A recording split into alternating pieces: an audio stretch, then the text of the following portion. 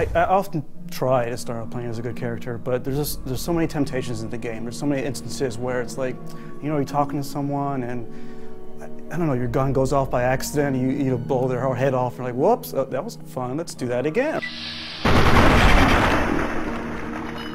This game, I will say, is definitely the most fun game I've played to be evil in. It's a real joy buzzer to be evil. It's something we wanted. And I don't want to spoil it yet, but the last evil character, there's some perks, there's some evil perks that are just, they're almost too engaging not to pick. You see it and you're like, you gotta be kidding me.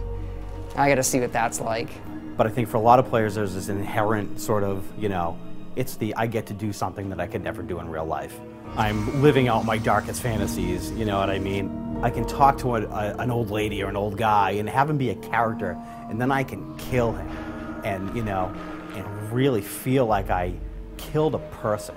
And then I can, like, you know, pick up his head and put it on his shelf. And I look at it and it's like, I was talking to that person 5 minutes ago and now I'm not. You know, it's like, so it's that type of thing.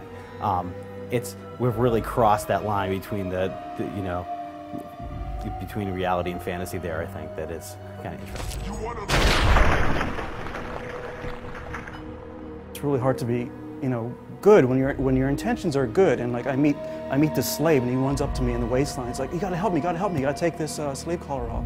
You know, do something. I'm like, well, I'll try. And it's like I have, you know, good intentions, and then it leads to his head popping off, right, and a big bloody explosion. It's like I did my best, guy, but you know, so it's things like that that just, you know, it's once you start going down the path of evil, it's a lot of fun, and you know, and the karma system is such that, you know, as Emil mentioned before, it's, you know, you can sort of, you know, bring yourself back to neutral, you know, by, I'll do a few good deeds, you know, I'll help some people out so I can blow some more heads off later on. So it's things like that.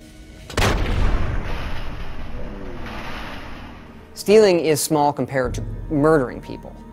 Because stealing you can do accidentally, we found. You just, like, people are used to in games just picking things up, like, what's this? It's mine. And it's the kind of game where you start it. Everyone, you know, they're conditioned by other games to pick everything up, and next thing you know, they're all weighed down with, like, empty bottles and plates, and they're like, oh wait, okay, I get it. And they finally drop it all, and then get the stuff that's valuable. So stealing reduces your karma, but only a little bit at a time, whereas murdering people will.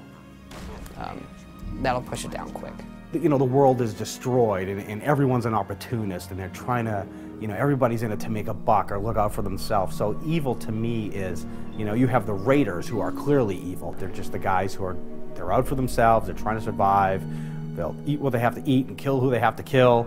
But you have other people who are evil in the sense that they just don't care about anyone else. They're just completely opportunistic, and so I think it changes depending on the environment.